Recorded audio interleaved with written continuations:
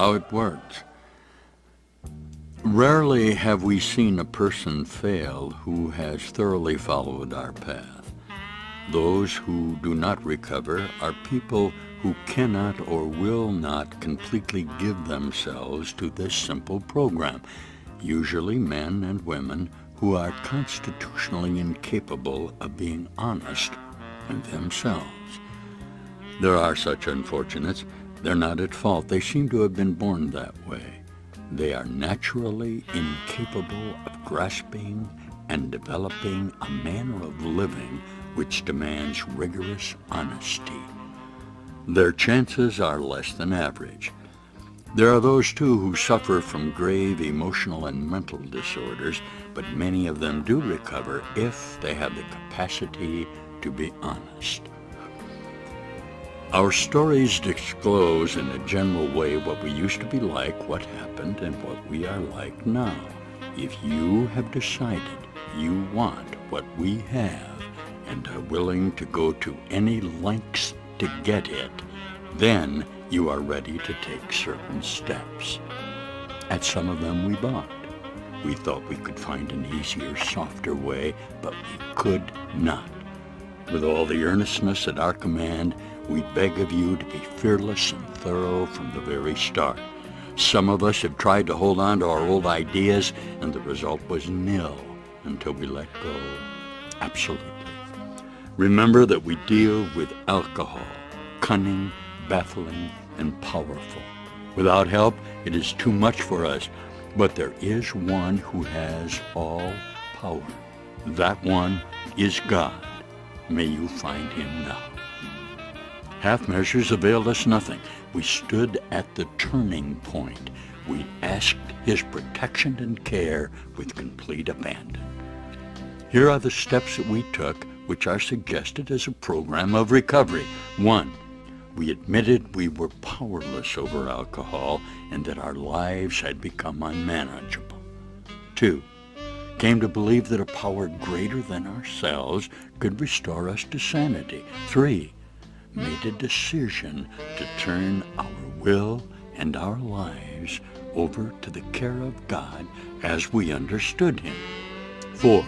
Made a searching and fearless moral inventory of ourselves. 5. Admitted to God, to ourselves, and to another human being the exact nature of our wrongs. 6. We're entirely ready to have God remove all these defects of character. 7. Humbly asked him to remove our shortcomings. 8. Made a list of all persons we had harmed and became willing to make amends to them all. 9.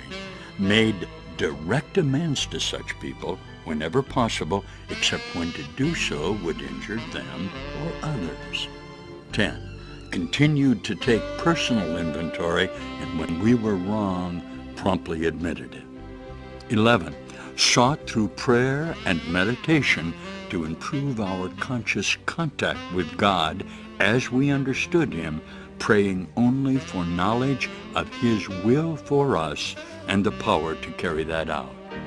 And 12. Having had a spiritual awakening. As the result of these steps, we tried to carry this message to alcoholics and to practice these principles in all of our affairs. Many of us exclaimed, "What an order! I can't go through with it." Do not be discouraged.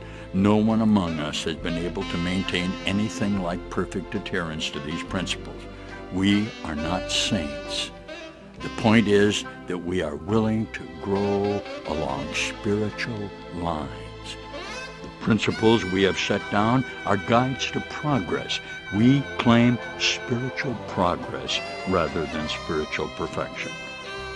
Our description of the alcoholic, the chapter to the agnostic, and our personal adventures before and after make clear 3 pertinent ideas. A, that we were alcoholic and could not manage our own lives. B, that probably no human power could have removed our alcoholism. And C, that God could and would if he were sought.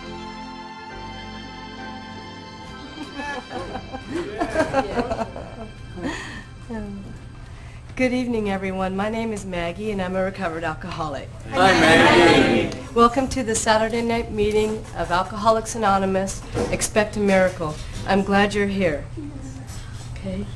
I'd like to begin the meeting with a moment of silence.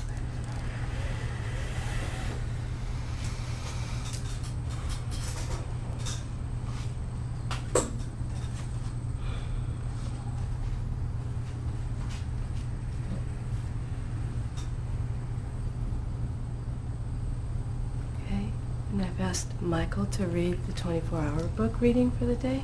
Hi, my name is Mike, and I'm an alcoholic. Hi, Michael. Meditation for the day. God manifests himself in human lives as strength to overcome evil and power to resist temptation. The grace of God is that power which enables a human being to change from a useless, hopeless, and individual to a useful, normal person. God also manifests himself as love, love for other people, compassion for their problems, and a real willingness to help them. The grace of God also manifests itself as peace of mind and serenity of character. We can have plenty of power, love, and serenity in our lives if we are willing to ask God for these things each day. Prayer of the day. I pray that I may see God's grace in the strength I receive, the love I know, and the peace I have. I pray that I may be grateful for the things I have received through the grace of God. Thank you, Michael. Thank you, Michael. I'd like to read the preamble for Alcoholics Anonymous. Alcoholics Anonymous is a fellowship of men and women who share their experience, strength, and hope with each other that they may solve their common problem and help others to recover from alcoholism. The only requirement for membership is a desire to stop drinking. There are no dues or fees for AA membership. We are self-supporting through our own contributions. AA is not allied with any sect, denomination, politics, organization, or institution. Does not wish to engage in any controversy, neither endorses nor opposes any causes. Our primary purpose is to stay sober and help other alcoholics to achieve sobriety. Okay, and I've asked Chuck A. to read how it works for us tonight. I'm going to read how it works. Hi. Hello, my name is Chuck Anderson. I'm an alcoholic. I've asked permission for the camera to be present in this closed meeting. The first thing I'll say is I will, of course, respect your anonymity.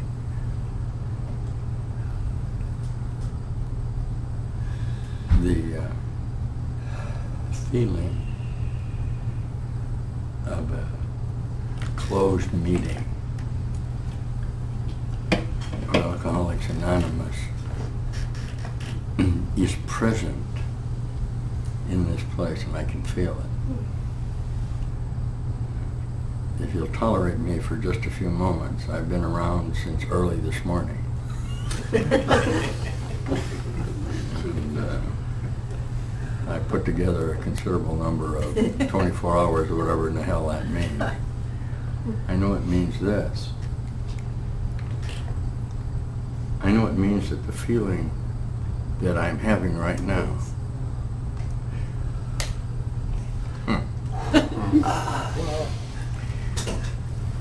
is exactly the same feeling the first time that I walked into it. Yes. Not necessarily the first couple of times I was too drunk to have it. In those days, you used to be able to go to meetings when you were drunk. I've been around, I don't know, a long time. Anyway, there weren't a lot of rehab centers. They were just starting. You know, if you didn't go to a meeting drunk, when were you going to go to that? You were always drunk anyway. You had to learn to shut up and not be obtrusive in the meeting. But certainly if I went and called on a guy, or they called on me, I was drunk. I called the answering service, and they came out to see me as a group, and I was drunk. I wouldn't have called the answering service unless I were sober, or had such a terrible hangover, or just got out of jail or something. There would be some reason. So the first couple of times I went to a meeting, I was drunk. But the first time that I suddenly realized it might be possible for me to actually not indulge in altering my consciousness, that is, not in my continuing long-term dependence on Mr. Feel-Good, or on a way that I could relieve how I felt, and was in the presence of those who shared with me that experience. Somewhere I was able to say at that first meeting, I'm where I belong. And for those of you who have had and share with me the experiences, that I would admit that I needed Alcoholics Anonymous. Yes. If there was one thing I knew that I was going to be able to deal with, it was my addiction.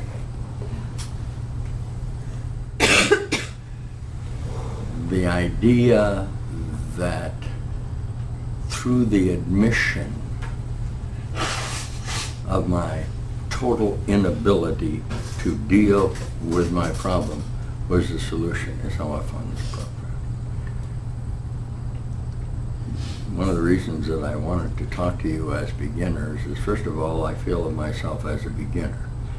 There is no manner where, when I just felt the relief that I felt of being able to share with you a common problem in which we found a common solution, I was not happy about it.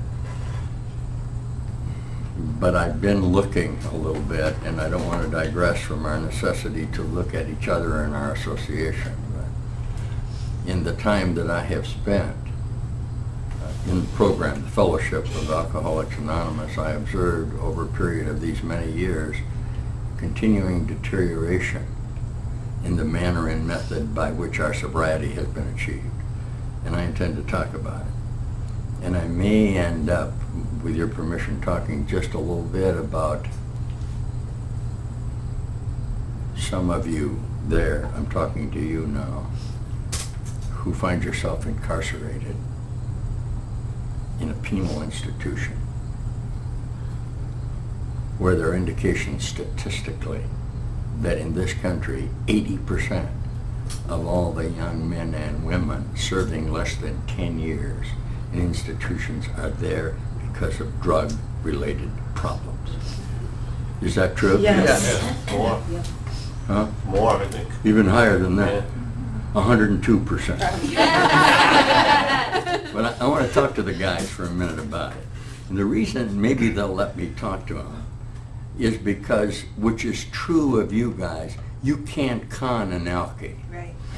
A guy who has been successful in overcoming, the incredible need to alter your consciousness because you can't stand yourself, Yes.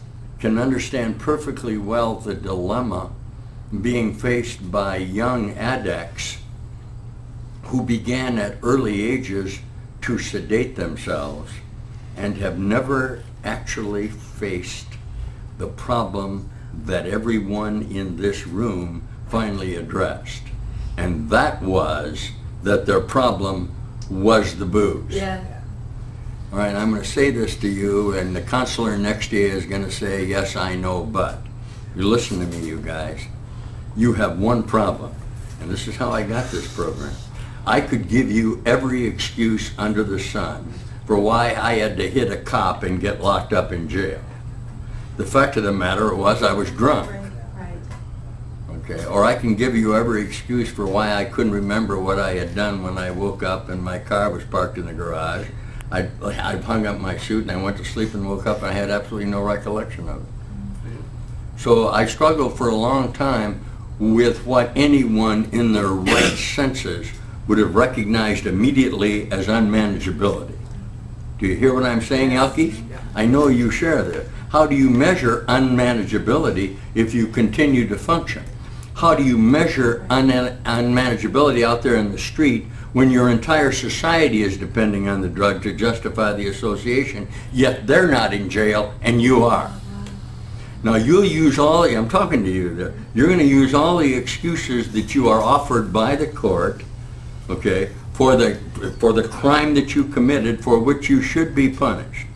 And they will include your personal encounters with your family, with your friends, being deprived, being in poor associations, having needs for other things you couldn't find, being part of a lost generation. You listen to me, you guys in jail, that's nonsense.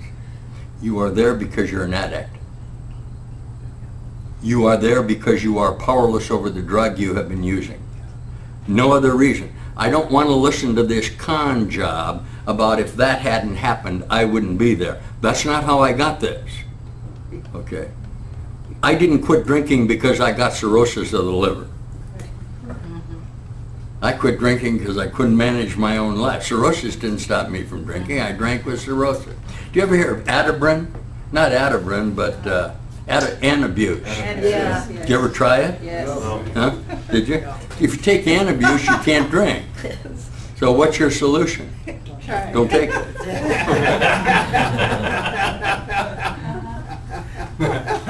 If you try to drink with Anabuse, I got news for you.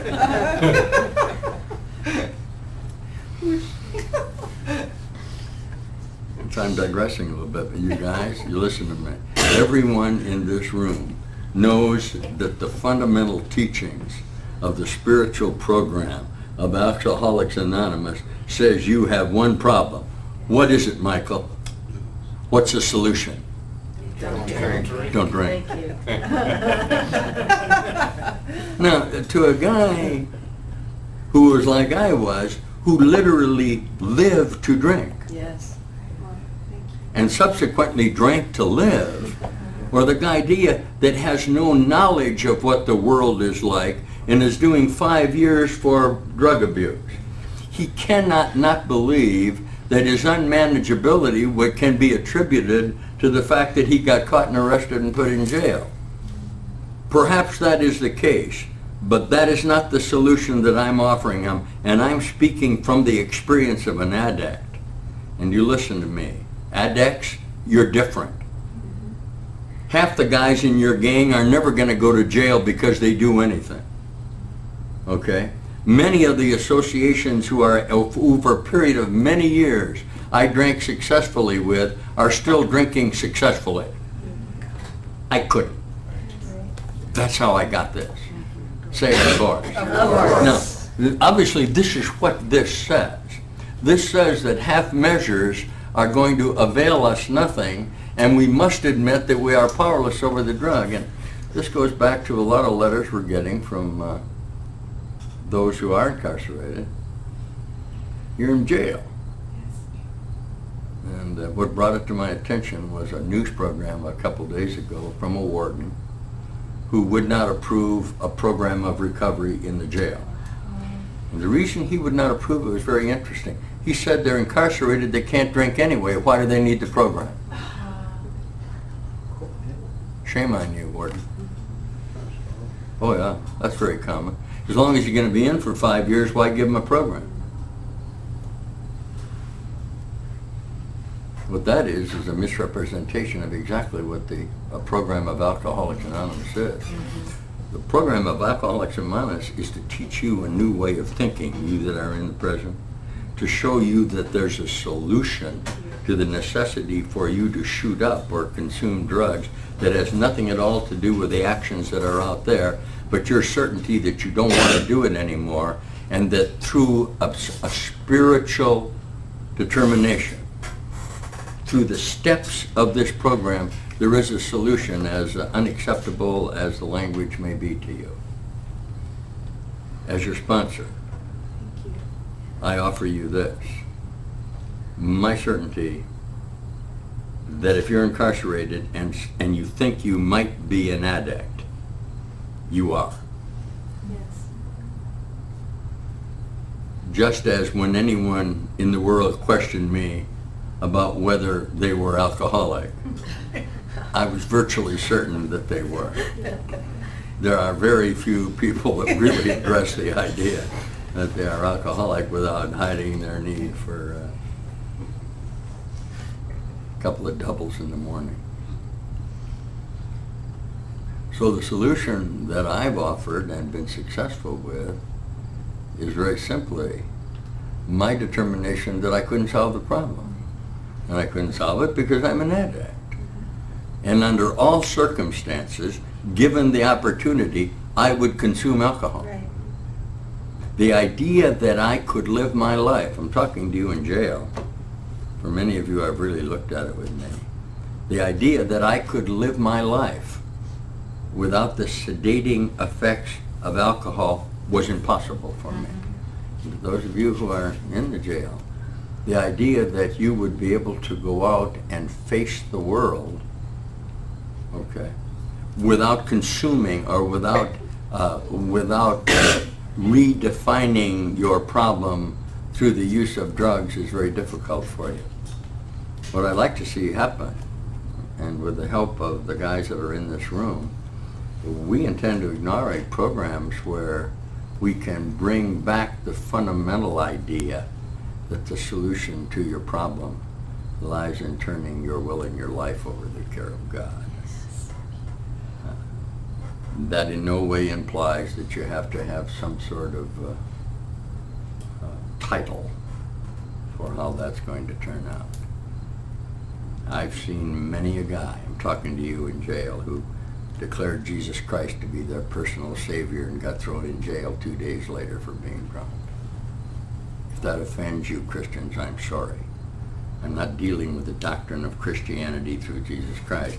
I'm dealing with your inability to manage your own situation, with my certainty that if you don't drug and you can overcome it through a means that we can offer them, that the solution will not only change your life, it will make you happy in the change, because you realize that the endless cycle that you were in that required that you drug in order to solve the problem that was caused by drugging.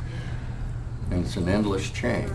Is that true? Yes. I don't know if I'm making any sense to you. I'd like to sponsor you and write us with the names of everyone in this room that would like to take on the idea of offering you a continuing solution while you're there, so that you'll begin to apply the hope and faith that we discovered in a solution that was available to us. I don't know how much sense that made, but I can assure you of this: I've walked in your shoes. You guys that are locked up, I've been locked up. You guys that are told you're insane, I was told I was insane. Is this true, Morgan? Yep. There's not anything that could occur in society that all of us in this room have not found the solution through the Alcoholics Anonymous program. So when the counselor begins to tell you about all the other problems you have, besides the booze, the drug, you say, I don't believe that. I believe that if I don't drug myself, I'm told by successful programmers who have overcome this disease to a faith and a dependency on a high power, that if I don't drug, all of my problems will not be solved, but they will be solvable. If I drug, I'm never going to be able to solve them, because they'll be retained by my inability to deal with them because I drug, yet I need the drug in order to deal with them. Is that true? Yes. It's a vicious cycle. Yes. And my escape from it, or the discovery that coming into this room, you would be willing to share with me your story of unmanageability, where we could correspond with each other, okay? The manner in which we found the solution, which is how it works, okay, through this program. Rarely have we seen a person fail who has thoroughly followed our path. Those who do not succeed are unable to give themselves entirely to the program. Perhaps they are constitutionally incapable of being honest. You listen to me, guys. There's a lot of counselors in there that are going to tell you you're never going to make it. Don't you believe them? Okay. They depend on you requiring sedation in order to counsel you. And that's enough of that. Hopefully I've got you to see that you have one problem and one solution. It makes it so simple. My sponsor said to me, and I was giving him all the reasons. I've got more reasons why I had to drink than we had. It's cunning and baffling. And the other thing I had to learn that you taught me is that any measures that I employed, except the uncompromising determination not to, would not succeed. Half measures availed me nothing. I could cut down, I could say, no, I'm not going to. I could employ all of the techniques that work for everybody else. What I'm telling you, and what we discovered in this room, is it wouldn't work for us. At that point, we looked for others and found them, and this is the founding of Alcoholics Anonymous, of those who shared our problem and had found the solution in the manner in which we found it. What does it have to do with counseling? Nothing. The discovery that there is a power greater than myself that would restore me to sanity was an amazing discovery. I can remember waking up, and you should share this with me in jail. Tomorrow morning when you wake up, understand that you have plans for a future that will be different than what put you into the institution. Then gather with those who want to share your plans of overcoming the problem through a new way of thinking. Okay, an ability that you can evolve to find a solution. It'll give you more than the ability not to consume. It will give you a self-confidence through your capacity to overcome it that you heretofore had not experienced. Is that all right? Yes. That's what you read today in the 24-hour book. All power comes from God. And the admission that you can't solve the problem is the admission that He will solve it if you let Him. Now, I don't know how the offering for tonight and this talk is different than any AA meeting, except it seems that the last one that I observed in attendance, they were all losers. This program says, I have recovered and am sharing my recovery. It doesn't say we came together to share our unsolvable problems. There's nothing in Alcoholics Anonymous when I attended that didn't say if you follow our instructions, you will recover. If day at a time, if you'll get up in the morning and say, today I'm not going to drink, my problem is booze, I'm going to read my 24-hour book, I'm going to share the solution with a couple of phone calls during the day to reinforce should I be tempted, and I found that it worked. And I've been around for a long time working it a day at a time, because those who you are incarcerated, and certainly those in this room, have discovered that working your program or your life intentions a day at a time has made you basically happy. And carrying the grievance of your old intentions that necessitated your sedation no longer tempt you, because when you get up in the morning, you're starting anew. That's the basis of this teaching. Yes or no? Yes. All I'm telling you and reinforcing with you, you there in jail, or you in jail in your law office, or you doctor in jail behind the little shoot-ups you're doing, don't kid me. You maintain that you are not unmanageable, where in your heart you know you are. And you're going to spend 20 years proving that you're not, because you feel the stigma of the admission of your inability to deal with the problem. Yet nothing will give you more joy if you'll come and share with us your inability to deal with it, because we can show you that through our inability, through our surrender, through our recognition that there was no alternative, we found the solution. We don't say amen at Alcoholics. Yes, I live with the solution. And If you're in jail, you can begin to live. I don't care whether it's Jesus Christ.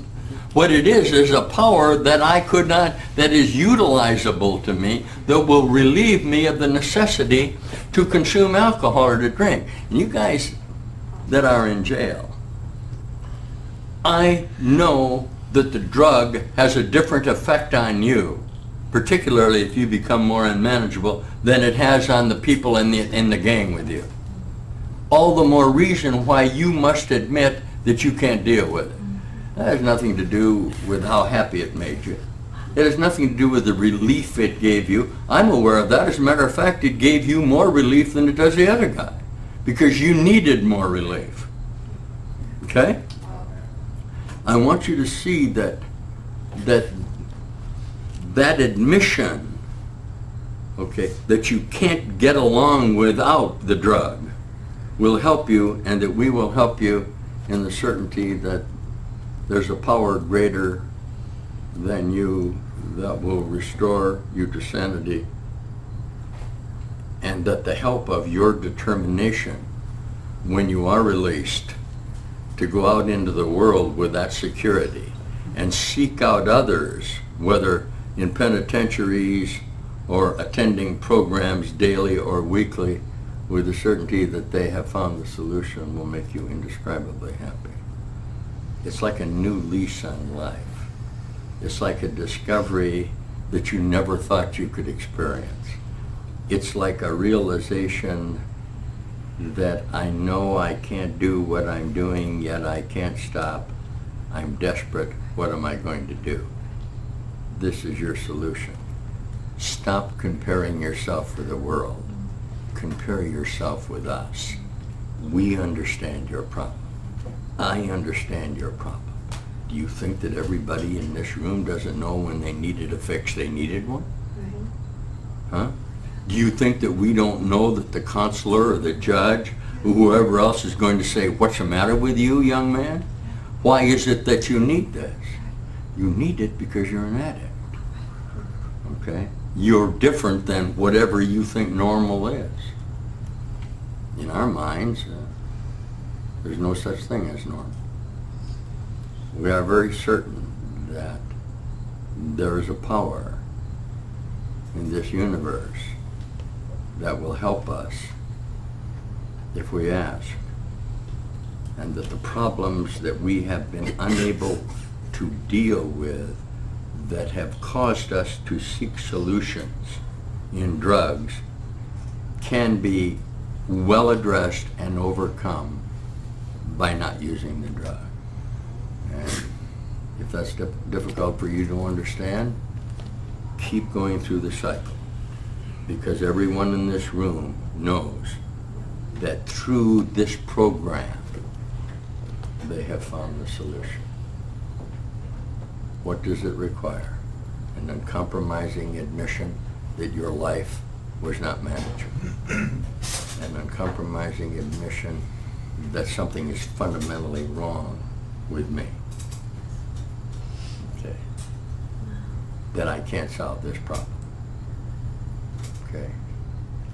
It's a coming with our assistance to believe that a power greater than ourselves will restore us to sanity, where before we commit the willful act of violence in order to obtain the drug, or under the influence of the drug, we will say, wait a minute. I am aware of the consequences that will occur. Okay. Not because of the act, but in the vast majority of cases because of the connection with the drug. All right? Made a decision. Make a decision to turn your will and your life over to the care of this power as you understand it. A decision to say, I can't deal with this. An act of surrender. So that when somebody says to you, why don't you buck up?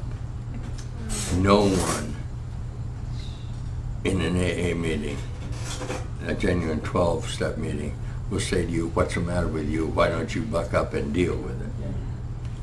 They will be of a fashion where we share together our unmanageability. Joy that I felt when I came into this room was a sharing of a bondage, of a bonding, of a sharing of a common solution. That those of you who are in the penitentiary, when you come out and go back into your daily lives, if you're accorded the faith in this program, you'll suddenly discover others who have had the same experience, and we want to activate a spiritual program called the Course of Miracles. It's not called the Course of Miracles, it's called the Alcoholics Anonymous program. For those of you who don't know where we're speaking, we're at a Miracles Healing Center. We're beginning with turning our will over to God on a continuing basis, offering our service to you as I continue to do, and we all do. I find, as we have found on the program, that in order to keep the solution that we discovered, we have to give it away. That's called the 12th step in this program, for those of you who are not familiar with the program. Okay? So the 12th step is saying we must carry this message in order to enhance our ability to see that we have found the solution through this program.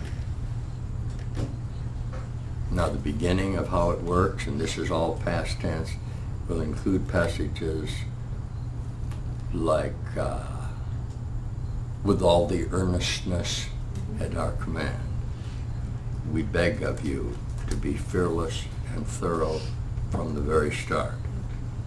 Half measures avail us nothing. One shot, one booze will make us powerless again. Once you get the hang of this, you'll discover that it gets easier and easier, because the alternative to not drugging will begin to show you, or will open doors to you that were previously not available. Young guys, those of you who have never really had a life without this sedation, if you are incarcerated now, find a counselor, or we'll come down there. You call us. There's a jail down in California that we're liable to send some guys in. We want to sit down and talk to you, dudes. You think that somehow you're going to go out and face the same problem. We want to show you that if you find the solution here, for all the reasons that you've been in here, you will not repeat them when you go out into the world. Why? You'll have found a solution. Is it a spiritual solution? Yes. Were you powerless over the drug? Yes. Did you find the solution through turning your will and your life over to God? Yes. So that's how it works. Yes. And rarely have we seen a person fail who follows our path. Half measures avail us nothing. Where you're standing right now, if you want to share this with me, and I'm your sponsor, is at the turning point. You ask for His care, this power, with complete abandon, and you'll have the solution simply because the problem will be solved. Okay? And that's a miraculous discovery. And it's a discovery that I made. And it's a discovery that I have been persistent over a considerable number of 24 hours of sharing with you. And I'm sharing it with everybody in this room right now. Okay. With the maturity of my program in the discovery of the power, new doors were immediately opened to me. Because first of all, I didn't constantly need to sedate myself in order to justify myself. Those of you who drank successfully, as I did for many years, were always told he's going to be all right, or he can deal with it, or your problem is not really heroin. Your problem is get some counseling for your old man beating you. Wow. Don't you believe that? Don't you believe that? Your problem is the drug. I remember my sponsor saying to me, don't be ridiculous. You know perfectly well that when you take a shot, you feel a hell of a lot better than you did before. And the idea that you didn't is just crazy. Of course you felt better. Well, then just have a couple. You'll be all right. You know, just get a little fix. We all laugh together because we're addicts. And you out there, you're in jail. Obviously, there's maybe 20 guys in your gang that do it once in a while, are holding jobs and are very successful. That's not you. And the admission that's not you, and that there is a group that understands your problem, is going to make you very happy, I think. I hope so. I don't know whether the age difference and the counseling that you received about the nonsense of various solutions. But if I can show you that everybody in this room is certain that their newfound freedom is based on this program, they won't be offering you a variety of capacities for you to deal with your alcoholism. I don't need to be told there's other methods where you can stay sober. I'm not interested in that. The manner that I'm offering you, I know works. And it may also be the manner that's the most difficult for you because there's no compromise in it. Half measures avail us nothing. We stood at the turning point. We asked for his care and protection with complete abandon. Here are the steps that we took, past tense, that offered us this solution. So we're gathered here at this Miracle Healing Center because we're miracles. And we're sharing with you there, wherever you are, our certainty that this program works. What did we do? We admitted we were powerless. We believed that there was an alternative, and we made a decision to turn our will and our life over the care of God. And now suddenly there you are. You're in the institution and you've decided you're not going to do it anymore. Do you have time to take an inventory of all the things that have caused you to drink? You have plenty of time to do that. Your emphasis doesn't have to be on your inventory. It's perfectly proper for you to review the things that you have done and let them be based on what you really were searching for. And then this program will have a great deal of value to you. We made a fearless and moral inventory of ourselves. And we admitted to God, to ourselves, and to another human being the exact nature of our difficulty.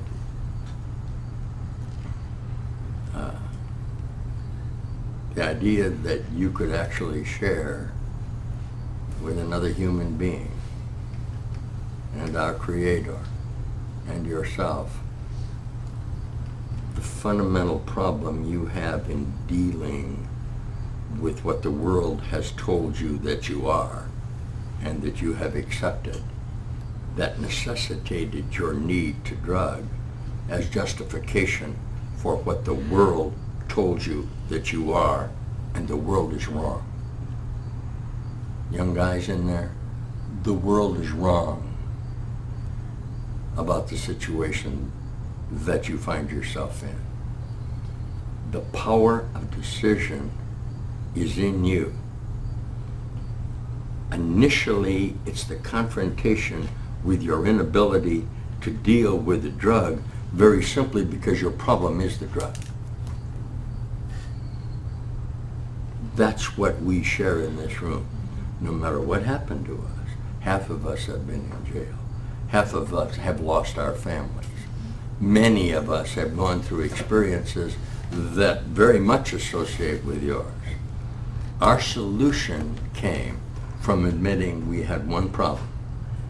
Did it solve everything? No, but it opened a door for us to examine what our problems were with a capacity to look directly at them and say that the world couldn't set terms for our solution if the confidence we have gained through this program, could not be enhanced and brought more to our attention. You guys out there, don't underestimate the power of your newfound capacity not to drug. There isn't anybody in this room, and I'm not concerned about the world tells you. The world's going to say, oh, that's easy to do. It's not easy to do. And we can share with you the problem that you had in solving this problem, and that's why we have a program called Alcoholics Anonymous. Okay? So we're going to share our experience and our faith and hope with you.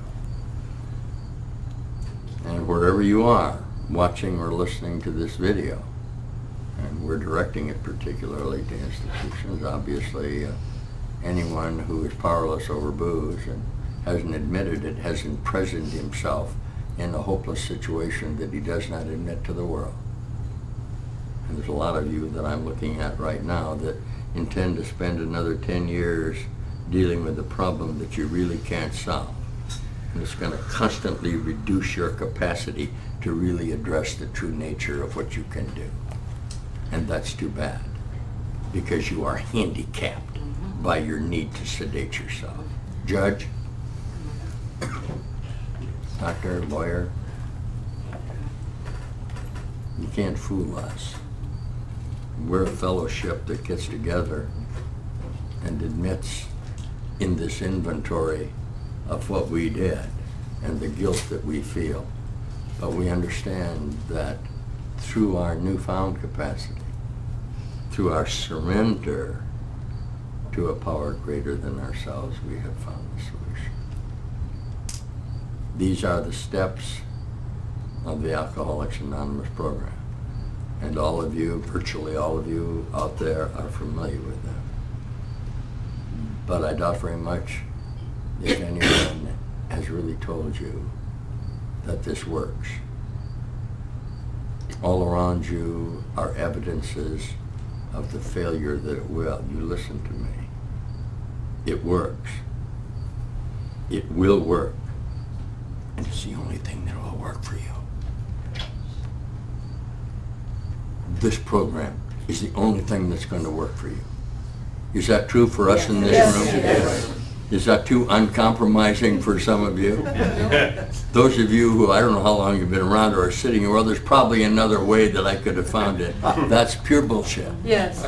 The way you found it is this. You found it through a power greater than yourself, not through your decision-making capacity. That's nonsense. Those of us who have tested our decision-making capacity over a period of many years are very certain that's not how we got this program. That's not how we obtained this happy sobriety. Did I do them all? Admitted to God, to ourselves, and another human being the nature of our wrongs. We're entirely ready to have God remove all of these defects of character. Humbly ask Him to remove our shortcomings. We made a list of people that we are harm, as long as you're doing penance. Call them up and saying that you're not going to do it anymore, and don't be afraid to talk about the program. Tell them that you discovered a new way to live that you intend to employ when you get out of the hoosegow. Do you still call it the hoosegow? The clink, or whatever you call it. The other thing you'll discover is that if you look around, you'll meet associations in the penitentiary that actually share your problem. They're going to express it in a lot of different ways, but the fact is, there's something about the nature of you that makes you unable to deal with the world on the terms that the world requires that you deal with it. And the doors that will be open to you when you leave the institution based on this program will be so amazing that you won't believe it. I'll tell you one reason. We'll find you a job. If you work this program, and we can tell, and you come out of the place that you're in, we'll find you a job, and we'll say, this guy did this in there. He's determined to change his life. Many of us found jobs that way. You know that, and I know that. What could be more down and out than somebody that's where you are, or is somewhere where we were, whether acknowledged to the world or not? Is it a second chance? You bet. Will it change your mind about yourself? You bet. Huh? It's a surprising thing. And the happiness that I want to share with you is my certainty that the feeling of despondency you have right there now, all right, is exactly what all of us felt, whether we were in jail or not. We were in a jail that we could not escape from, and we could not share with the world, just as you are. Bars do not a prison make. What's the next line? Iron bars a cage. Or what? Iron bars a cage. or iron bars or cage. Thank you, John. Oh, there's John back there. He's one of my old boozing buddies. You're discovering the admission of your unmanageability. And I suggest this to you. Do it with anonymity. That means in confidence with each other. That way you can talk about anything, and we have a responsibility not to disclose it to the world, because we're sharing the solution, not the problem. Yes. That doesn't mean you don't tell us about the problem. We know you have problems. I don't know how much value this will be to you. I know this. These guys gave me a chance, and without this meeting, there was no chance for me. Yeah. Am I all right with that? Yes. Without what occurred to me sitting with you, I was hopeless. That's what this says. It requires the experience, and it requires your determination to work it. And it's the admission that your problem has been the drug. So whatever justice you think is being rendered in the institution, or whatever injustices we believe entitled us to the grievance that necessitated us altering our consciousness using the drug, we're not concerned about. We do know this: if you don't use the drug, things will get one hell of a lot better than they are. And that by continuing that practice of sharing the common problem, the solution will be obvious to us. Okay? We'll finish how it works. Okay? 11 and 12 I'm going to read to you, because this is how we changed our life. Listen.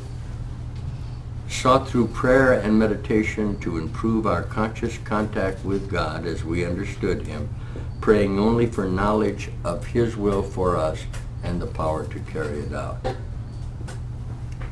The idea of God dependency, okay, that I am offering you will be a discovery of a power that you never dreamed of. And your capacity of not defending yourself from this world that seems to be attacking you, based on the power of the growing certainty of your innate sensibility, okay, that many of us in this room share. What we're saying is, if on a day-by-day basis, you don't have to sedate yourself, you can do anything in the universe. Can you hear that?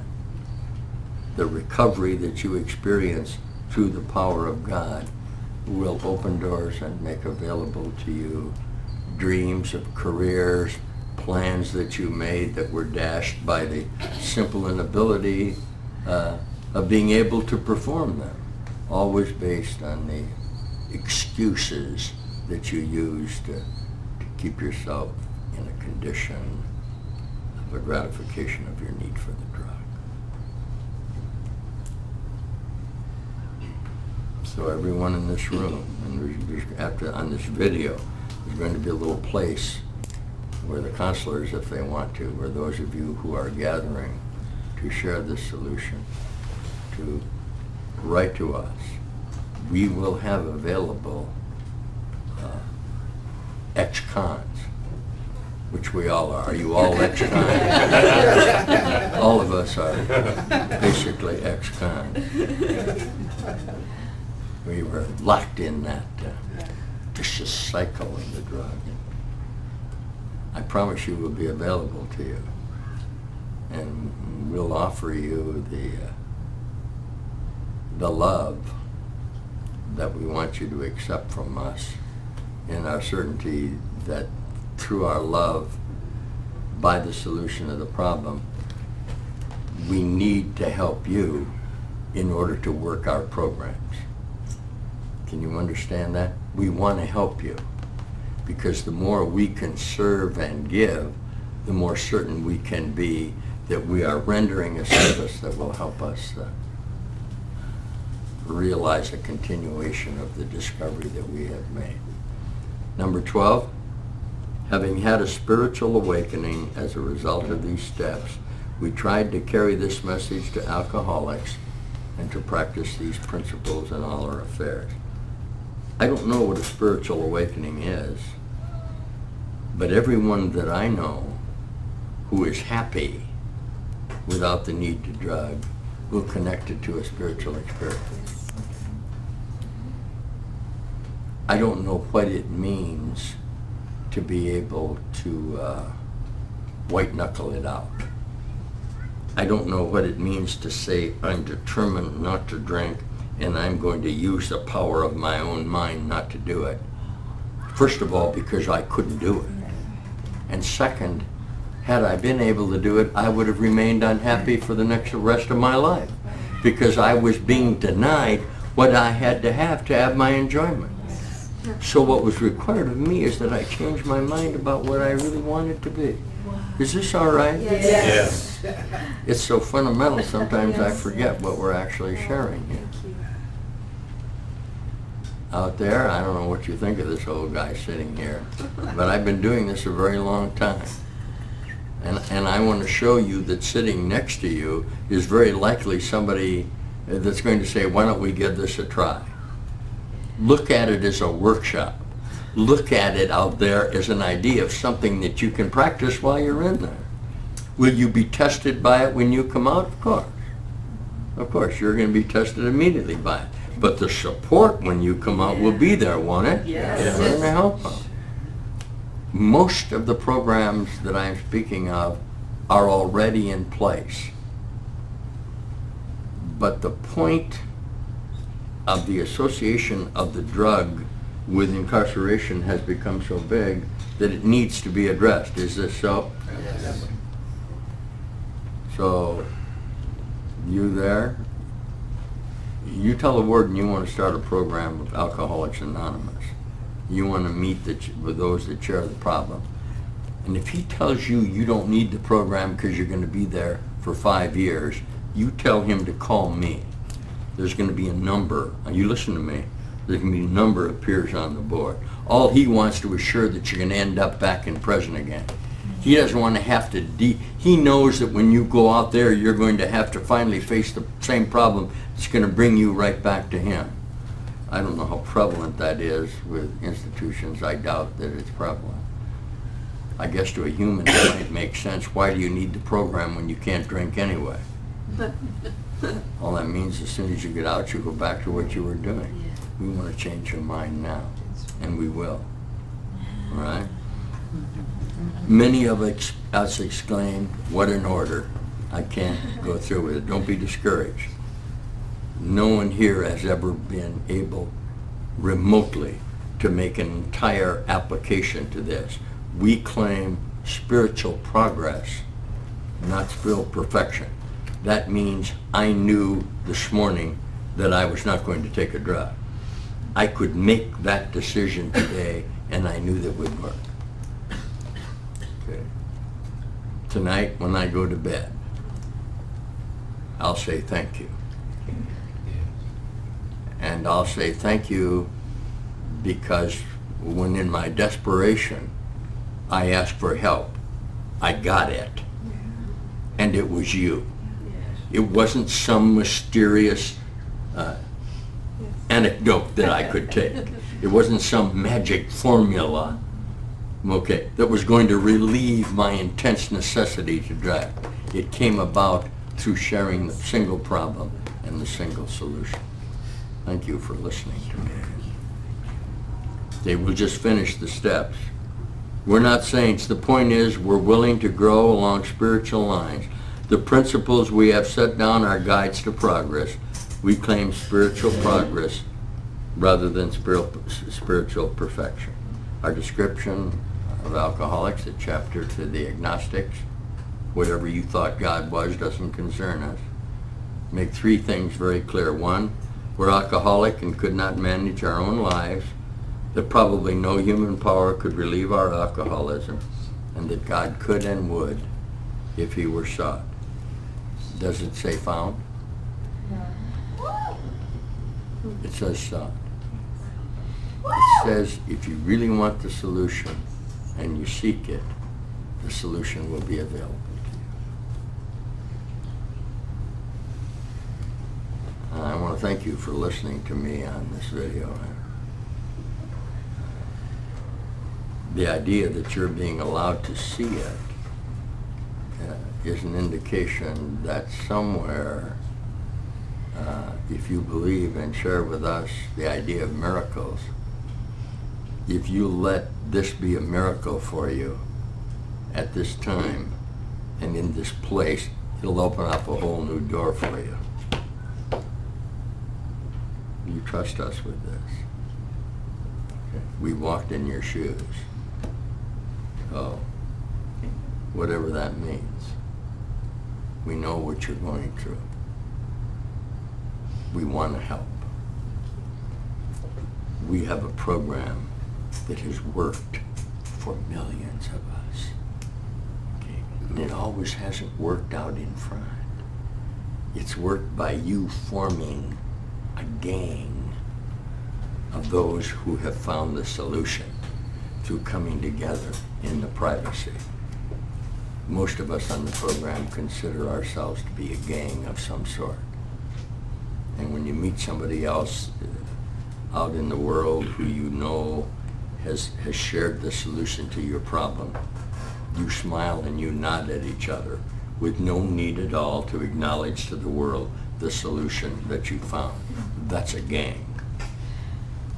And it will give you a great deal of joy. We'll have a little sign we'll design for you that you can signal the other guy. What is the one? What do we use?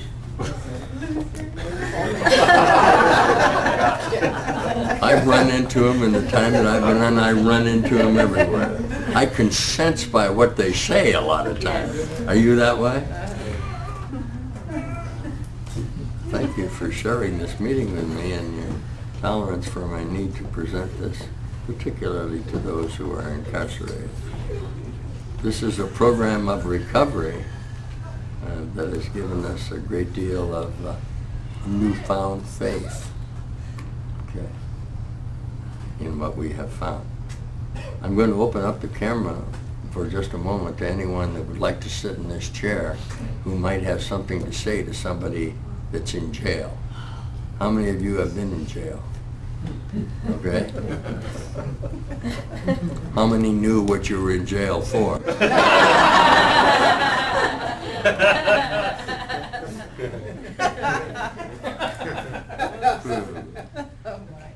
How many in jail again? I don't want you to tell your story, but it would be kind of nice. Everybody's got 3 minutes. You come and sit and you look at the camera and you say, hey, you out there, I've been where you are. Yeah. Come on out and share the solution that we found together.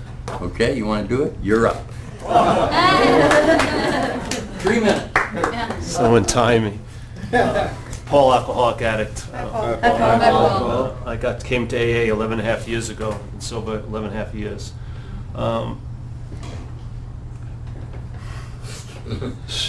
I started drinking and using when I was 15 in New York, and I continued on that way till that behavior got me 3 months in Project Return in the Bronx and 2 years in Delancey Street in San Francisco, which was a live-in program for convicts and drug addicts and malcontents, so to speak. From 85 to 87, I lived there, and in that place, I combined myself with 300 people, president, vice president, everything like that, and I was able to stay clean for 2 years in there. I went back to college, I did all this stuff, but they didn't have AA in there, and they didn't have the solution I needed. So in about the 20th month of my stay there, I came up with this great revelation that I could drink, but I couldn't do drugs. The drugs was my problem, but drinking wasn't. So after a 4-month workout program, I got out of Delancey Street thinking this period, which was a rather long one, was over in my life, you know what I mean? About 18 years of it, but I thought it was over. I thought that, I had become docile, I'd become tamed, that thing that was in me. And they said that if my life was good enough, I wouldn't want to ruin it, which was the biggest joke I ever had. But that's the reason why I want to ruin it a lot of times. So I left, and I I remember I was looking for a place to live. All I needed was a new roof over my head, and I could leave Delancey Street. So I found a place really in San Francisco, a nice place. Could see both bridges there, and it was pretty inexpensive. 2 girls lived there, and there was I could afford it, but there was like 30 other people trying to get this place, you know. But I looked pretty good at this time. I had, blue blazer, khaki pants. I've been clean for 2 years, and I like to say they rented it to Dr. Jekyll, but Mr. Hyde was going to be moving in. Because that's exactly what happened. As soon as I got in there, Dr. Jekyll got me through the door, but as soon as I was in there, Mr. Hyde took over. And I started thinking I was missing out on something. So I went back to one of my old bars, the Rose and Thistle, and went right up to the jukebox, and the same songs that were on there 2 years before were still on there. You know what I mean? Nothing had changed. But I thought I'd been missing on a lot, and I ordered the first beer I had in 2 years. And what happened was I drank that first beer and nothing happened, you know. The AA police didn't come rushing in, the lights didn't go on. And I ordered a second beer.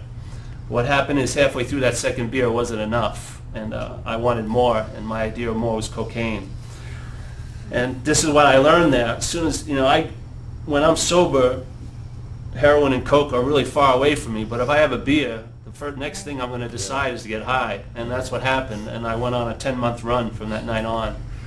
And I like to use that term very liberally because it starts out as a run, but after a few months you're walking.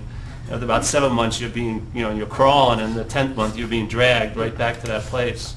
And I ended up again at that place called Incomprehensibly Demoralized. I had just lived 2 years clean and went to college, did everything. I really thought this was over, and I found myself in that same pit that I'd been in before. And what happened was I ended up in a trailer park in Calistoga drinking warm Royal Gate vodka with another guy. And I looked at this guy, I didn't know who he was. We were waiting for a mutual acquaintance. And he had a big bulbous nose with varicose veins and everything. And I said to myself, this guy's a bum, you know? But lo and behold, he was looking back at me like I was a bum. And I was washed up. And that's when, life hit me without a glove, so to speak. It just whacked me, and I was washed up. I called Delancey Street. They wouldn't take me back.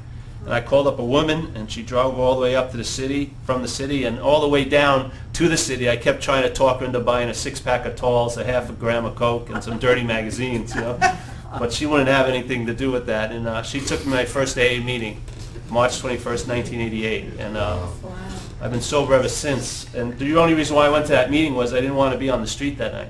And that was the deal. If you go to a meeting, you can stay over here.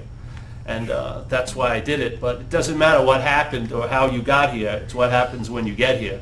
And I admitted to myself that I had run into that wall and I could not get over it. And some people talk about hitting a bottom, but when I hit my bottom, I called it home, you know what I mean? I had been in there for a while. I got used to living pretty bad. And I really didn't believe I had the right or whatever to have this freedom, but I admitted to myself I was screwed, totally. And that admittance, that surrender opened me up to a solution that has worked for 11 and a half years. Wow. And none of my solutions ever worked for more than 11 days. You know what I mean? And they used to end me up in jail. So and it still has a lot of gas now. It doesn't look like it's going to end tonight. So to me, this is, I found my solution in turning over my will in my life, because I've experienced that I'm not managerial quality. That's what I'm very clear about. And so I just continue to choose that every day. And that's all I want to say. Thanks.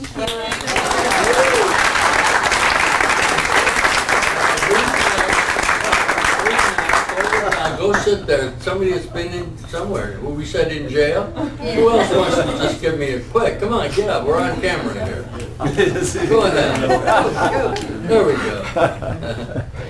go. My name's Willem. I'm a recovered alcoholic, addict, and compulsive gambler. Now I might as well add I'm addicted to misery. I'm recovered from the addiction of misery. How old were you? Of course I've been a misery addict, yeah.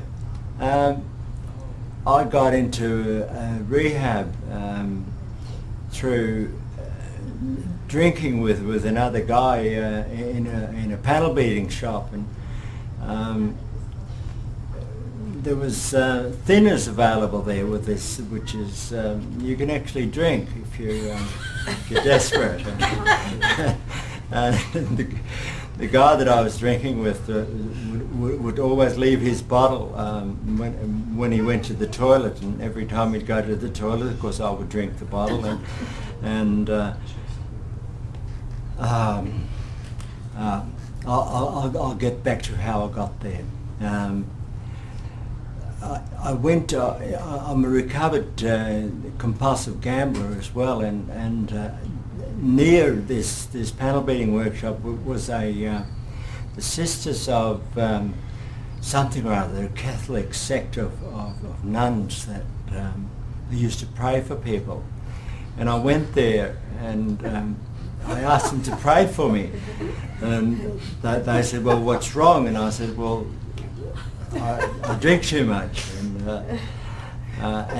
But I've got to tell you the truth. Well, what I thought, what my idea was I thought, if I get him to pray for me, maybe the next thought that'll come into my head will be the next winner at 25 to 1. And it's true. That's what I thought in my total madness. And the most wonderful thing happened, which I didn't think was wonderful at all at the time.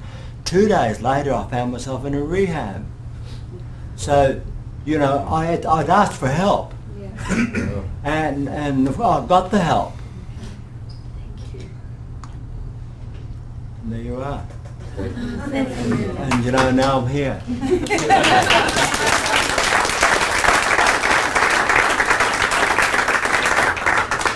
My name's Maggie. I'm a recovered alcoholic. And I hit bottom in paradise, living in my car, which was about to be repossessed. And I remember sitting at the bar and banging my fist on the bar and saying, what's wrong with me? And not having a clue that it was the alcohol and the drugs that I was putting into my face. And that I thought perhaps I was crazy, but not an alcoholic or an addict, not that. And I remember my first meeting, coming to a church which I never thought I would go to. That was the last place that I would go. But in my desperation, going to a church, and that those folks took me in. They fed me. They let me sleep on a mat on the floor. And having been living in my car for quite some time, that was everything to me. I'll never forget the kindness. And the pastor's secretary happened to be an Alcoholics Anonymous person. And they took me to my first women's meeting, which you would never catch me at a women's meeting. And the miracle proceeded from there, and today, by the grace of God, one day at a time, I'm sober, I'm happy, and I'm awfully grateful. I want to let you know that I've been where you are. I haven't been locked up that way, but I've been locked up this way. Today I'm free, and with all my heart, I want to offer that to you right now, and I want to thank you for this.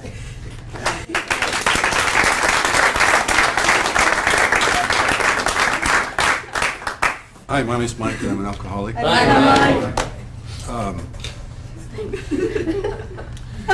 Do you know the idea that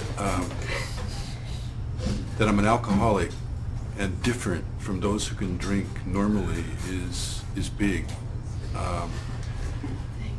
And it was a realization that came to me somehow miraculously by having the courage to come into the halls of Alcoholics Anonymous. Because prior to that time, I thought I was damned, or I thought my parents hated me. I thought the social situation was so decadent that I needed to escape from it.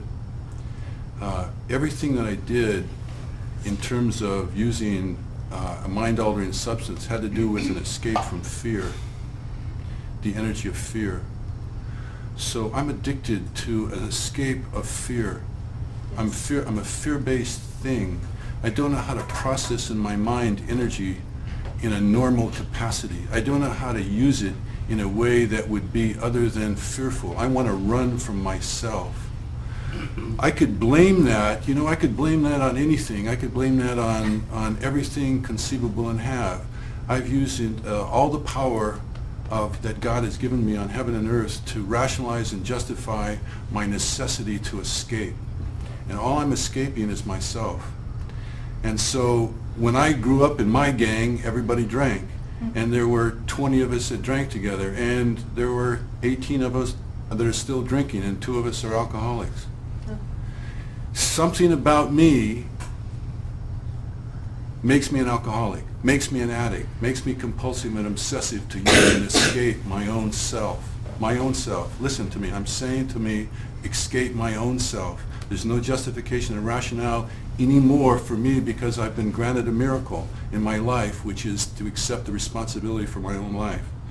So there's a peer pressure. Yeah, there's a peer pressure from those of my gang to continue to drink and to use. But hey, listen, I got to admit something to you. I can't do it. I can't drink and I can't use because I'm an addict and I'm an alcoholic. I just cannot do it. And when I realized that, things began to change. And when I walked into my first Alcoholic Anonymous meeting, I could barely get up the stairs because I was so fearful. And when I walked into the room, I had to sit and put my hands on my knees, similar to what I'm doing now, because they would knock together. It's not a particularly easy thing to do, to admit that you have a disease, but this room and millions of rooms, or thousands of rooms like this room throughout the world are there, and they're filled with warmth and love and acceptance of who you are. And all you have to do is walk into that room one time. If you can muster up the courage, I beg of you to be fearless and thorough from the very start, and to walk into the room. Just walk into the room once. And the love that will be there will be undeniable. And you'll never have to go back to your gang. You'll never have to face another peer pressure. You'll just be a day at a time, happy, joyous, and free. And if somehow we can extend to you the love that we've been given by ourselves and the grace of God, if somehow that can get through that camera unto you, then you will experience the life and the joy that we have. And this is all I could possibly wish to you. Give it a try. Thank you.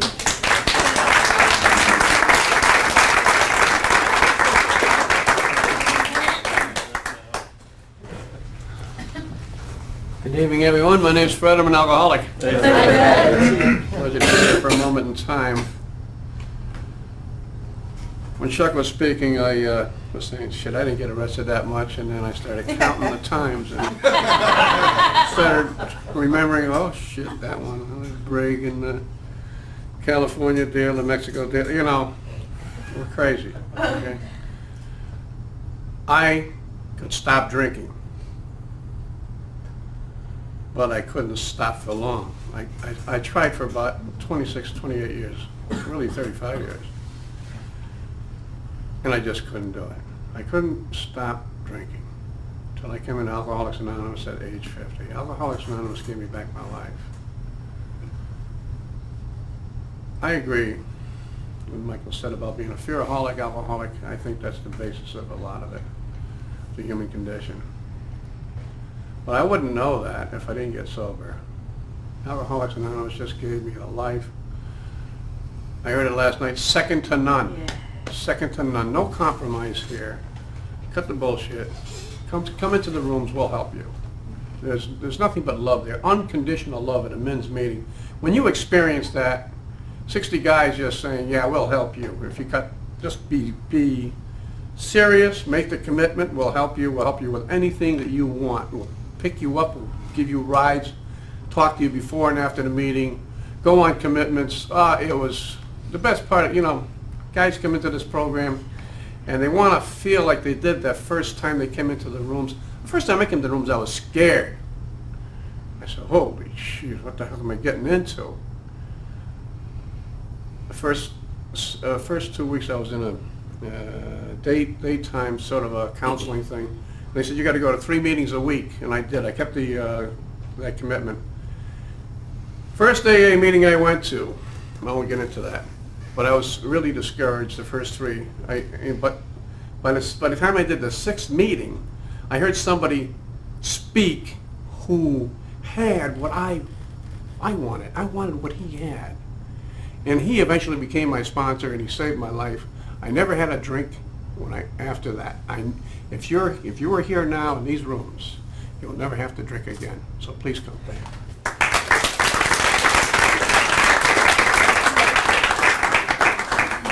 My name's Chris. I'm an alcoholic. Hi, Chris. And I ended up in jail on a few occasions. And not usually for the bad things I did or things I considered bad. What would happen is I'd leave the bar and I'd come to in jail. And like I said, it wasn't for any of the normal things. But I'm really grateful for the last one because from there I went to detox. And, well, when I was in jail, I prayed and I said, I didn't pray to be sober because I had no idea what sobriety was. I didn't know I wanted to be sober, but I wanted something desperately to change. And I said, I don't know, I really just can't take this anymore and I want something to change. And my prayer was answered with a succession of DWIs. That's what happened. For which I am really grateful, and I ended up in detox. And while I was there, folks from AA came in, and I got goosebumps, and I went, oh my goodness, something's going to change. And through the grace of God and a miracle, something changed, and it was never the same again. And when I left the hospital, and I walked out into a world that was entirely different, and I was frightened, and I had no idea. It was like, this is not the same place. And of course what it was I was not the same person. And fortunately there was a gentleman in there who did not stay sober, but he fulfilled his function. He took me to my first meeting at 9 o'clock in the morning. And when I walked in the room, I took a deep breath and I said, this is home. You know, this is where I belong. I made another meeting at noon and another one at 6 o'clock, and I was well on my way to what later I termed sobriety, and I'm so grateful. And saying that, all I can say is I wasn't laughing too much at the end, but as soon as that cleared up and the fog lifted, I began to laugh and I haven't stopped. Thank you. Yeah.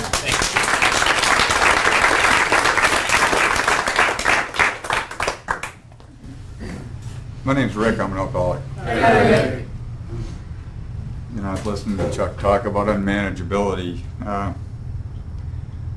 When I was a kid, ever since I was a kid, I've been unmanageable. And when you add alcohol to that, you become more unmanageable. You know, it took me till I was 35 years old to get sober. And I sobered up September 4th, 87.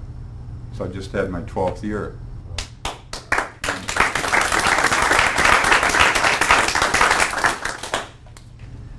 And, you know, I found along the way that one way to solve an alcohol problem is to switch addictions. You can switch to drugs, which I did. That's like changing seats on the Titanic. Now you got a window seat, but you're going down. It doesn't make any difference, see. There's a lot of ways you can do that. And I got to a bottom after 7 years of that kind of insanity. I found myself hiding from the police in the ceiling of the Social Security office. And it looked like I was going to do a lot of time. I'd been in a lot of jails. That wasn't uncommon for me to be in jail. Spent a lot of time in jails, off and on. But I came to a place, what Chuck was talking about, where I saw for the first time that I was out of control. People had been telling me all my life that I was out of control. But it didn't matter that they told me it. It mattered that I saw it. Yes. And it took me to a place where I lost everything I valued. And I mean, I lost everything that I had any value attached to in my life. And finally, it looked like I was going to prison for a long period of time. And I came to a place in my mind where I saw for the first time that I'd lost the ability to choose whether I would do these things or not. I couldn't not do it. I had no choice but to be doing these things to get money, to do whatever I needed to keep supporting the habit. I couldn't not do it. And I saw it for the first time. I saw I was out of control. I got out of there and I got into a treatment program. I went through withdrawals from a number of different chemicals all at the same time, and I thought I never want to experience that again. But I came to a place in my mind where I finally said, when I looked, as I was feeling sorry for myself about my circumstances, my family was gone, my money was gone, my properties, my business, house, I said, I'll do anything not to go back on the streets and use chemicals again. And I really didn't know what I was getting into when I made this commitment. And it was uncompromising. It really was an idea of being entirely ready to have God take this. And I was an atheist. I didn't believe in a power greater than myself, which is a tough spot if you make a complete admission that you're powerless and that your life's unmanageable. Are they just going to lock you up somewhere? Yeah. What else? I mean, if I can't run my life, who's going to? That's the last thing I wanted to make a statement about. But I was in so much pain that I just made it wholesalely. I said, I'll do anything not to live like this again. And when I said it, I started to have an experience that was very spiritual. I was an atheist. It didn't convert me. At the end of the experience, I knew I was different. I didn't know what happened to me, but I knew something significantly happened. I've never had trouble staying sober since that moment, since I made that commitment. I was still an atheist after the experience, but I know today as I look back on it, that changed within the next 6 months, but I know today as I look back on it, that I entered into a commitment with God and I didn't even believe in God. So belief really didn't have anything to do with it. What had to do with it was that I make the commitment. See, that's where it doesn't matter what you believe. You can start this thing as an atheist or an agnostic. It says in the book, the ABCs, okay, our description of the alcoholic, the chapter to the agnostic. Our description of the alcoholic is the first 3 chapters in the Alcoholics Anonymous book. The chapter to the agnostic is chapter 4. That's the chapter to the guy who doesn't believe. Agnostic, not knowing. He doesn't know. In our personal adventures, before and after, make clear 3 pertinent ideas. And it's A, that we were alcoholic, couldn't manage our own lives. I was okay with that. B, that probably no human power could have relieved our alcoholism. I didn't like that so good. And C, that God could and would if he were sought. This was almost impossible for me, but I could make the commitment that I would do anything, and that's when it started. A lot of things have changed for me since then. I've been involved in the prison system in Minneapolis. I do a couple of meetings at our Stillwater prison, and twice a month I go out there and I sit with you guys. So, and we do AA meetings, and unfortunately, as the statistic came out of about probably 85% of the people in there, we get a handful of guys. Most of them don't know they have a problem yet, I guess. But every once in a while, something happens and a guy will take a look at this and start to change. And they don't come back. My police record stopped when I got sober. I haven't been in jail since. I did have a lot of things following me into sobriety that didn't go away right away, but I stayed in the program, see. And eventually, solutions to problems unfolded in ways that I never could have even thought of the solution coming from. See, it wasn't logical. It didn't make sense logically. And I know that there's a lot of fear in the prison system, with you guys, that literally you think that it has to work out in a certain logical framework. It's not true. It's just not true. The solutions unfolded in ways that shocked me. I couldn't believe it. And that's how my spirituality started to emerge, is I saw that I wasn't solving the problems. Had I been doing my normal solution, I was standing right in the way of the solution coming, which is really an odd thing when you got atheistic ideas. It broke for me at that point when I started to see that. So this is an incredible journey if you're willing to take it. And I hope you come along. Thanks. Thank you.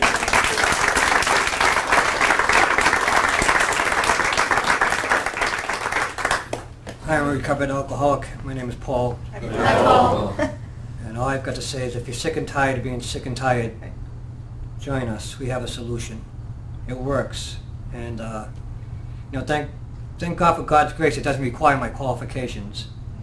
God's grace doesn't require my understanding. It just, like what you said, all I had to do was show up. And that's all it took. I was sick and tired of being sick and tired. I had nowhere to turn to. I remember about a month before I got sober, I came out of the docks in East Boston, Massachusetts courtroom, and I was on a first name basis with the judge, and he looked over and he says, Paul, he goes, don't ask me why I'm doing this, but I'm going to give you a year's probation. If I see your ass in my court one more time within that year, he goes, I'm going to nail you with an habitual offender charge, and you're going to do more time than you could even believe possible. You know, and it was, you know, and what was the amazing part about that was, like, you know, I was afraid of doing jail time because like, I was 113 pounds soaking wet. What was more scary though was like everything else with alcohol and drugs, like I adapted to shittier and shittier ways of life, and I knew that like I become adapted to prison. You know, I just, you know, I swore I would never stick needles in my arm, and I drank and I got drunk and I did it. Everything I swore I would never do, it just deteriorated, and I just knew, and I just remembered, like, I asked for help, and it came, and I found myself at an AA meeting, and I had no clue, and, you know, they told me, hey, if you want to live, Junior, put your ass in a chair, take the cotton out of your ears, and stick it in your mouth, sit down, have a chair, you know. You know, if you want to die, there's a door, and I was just grateful, because it was the first time I heard the truth, and, you know, I mean, I you know, it's like, you know, even my household, my mom was like, well, you know, you can smoke cigarettes as long as you don't drink. You can drink beer as long as you don't do whiskey. You can, you know, do whiskey as you don't smoke pot. This is true. It kept on continuing because it's like it's a family disease, and you know they don't know how to control it. Till we could smoke pot as long as you don't do pills. And well, where do we go from there? You do pills as long as you don't do coke. Do coke as long as you don't do heroin. You do heroin as long as you don't OD. Wow. You get OD as long as you get OD as long as you don't die. You die as long as the neighbors don't find you.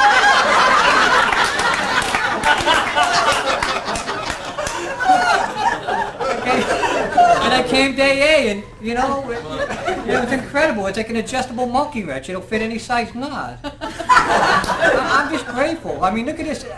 This is God's grace. I'm a miracle. I mean, I can't believe that something that was this dark, that was hell-bent on self-destruction, didn't know anything about love or gratitude or service, was taught that through coming and simply surrendering, and the transformation that took place over, you know, it doesn't matter how long it took, but when it took, and I recognized it, like, oh, it started with one simple thing, you know, man, it's like, I can't.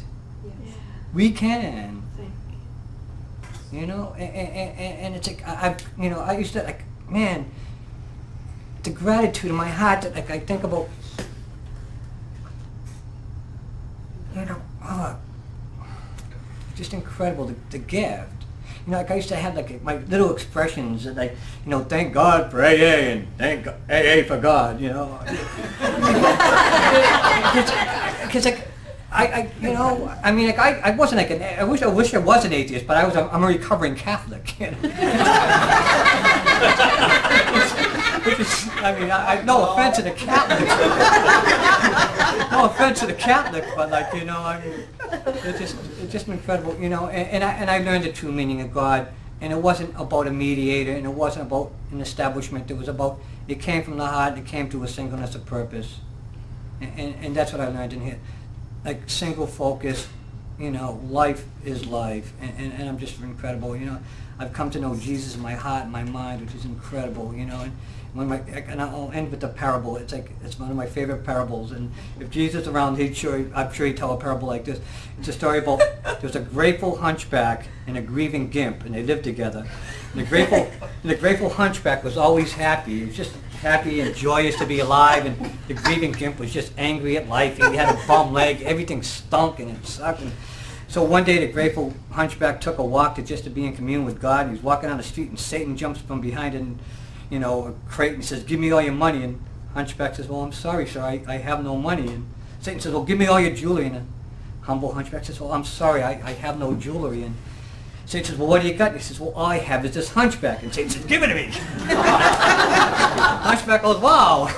He goes home, and he's like, oh, happy, and the grieving gimp says, "What happened?" And the hunchback tells him, the gimp stepping down the alley. And Satan jumps out of the crate and says, "Give me all your money." And the grieving gimp goes like, "Piss off, I got no money." And Satan says, "Well, give me all your jewelry." And he says, "Piss off, I got no jewelry." And Satan says, "Well, what do you got?" He goes, "Oh, I got this gimp leg." And Satan says, "Well, you won't mind the hunchback then."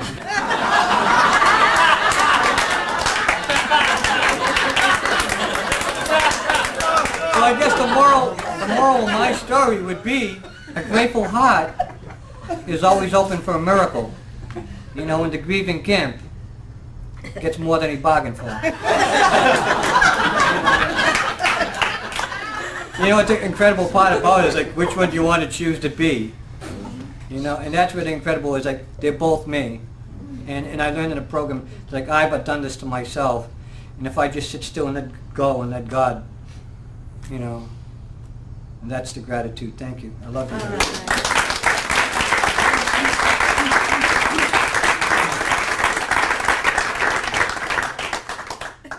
Thanks, Paul.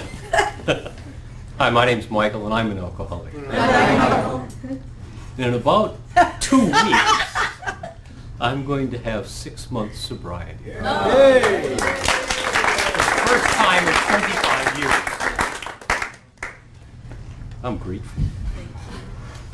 I can tell you something else. About 7 months ago, sitting here in this room with many of you, I learned something about AA. I got sober because of that. I learned that I had a place to come where I could ask for help. And I didn't have to do something wrong. I didn't have to do something that I knew was wrong to get it. I could just come. I could be myself, whatever that was. And I could be honest. And I could just say, I can't do this. And you gave me that. And if I can give that to you, and I have a little story to tell you about that. If I can give that to you tonight, then that's what this thing is all about. Giving and receiving. It's the same. I've spent 13 hours in jail. But this week I'm going back. And I'm going to spend 4 months in jail, maybe. That's okay. The reason I didn't do that is because I was drunk, and I stopped to help a state trooper who didn't really need that.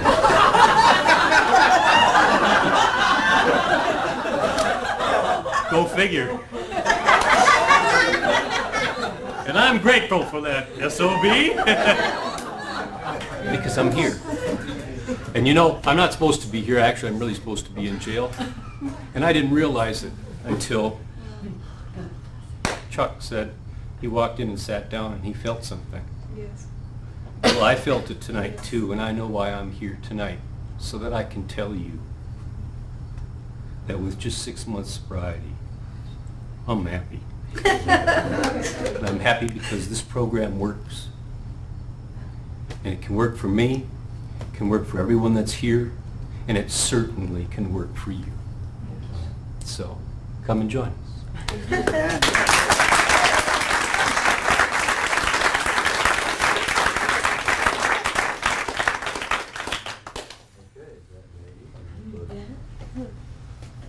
I want to thank everyone for participating tonight. I want to thank our speaker tonight. I want to thank God, without whom which this would not be possible. And I want to ask you all to join me in the Lord's Prayer. And I'm going to ask Cole if he'll lead us in the Lord's Prayer.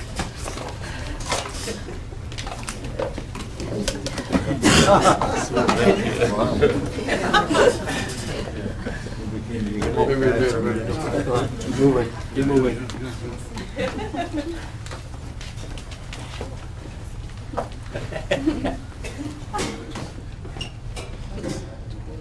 Whose Father? Our Father, who art in heaven, hallowed be thy name. Thy kingdom come, thy will be done, on earth as it is in heaven. Give us this day our daily bread, and forgive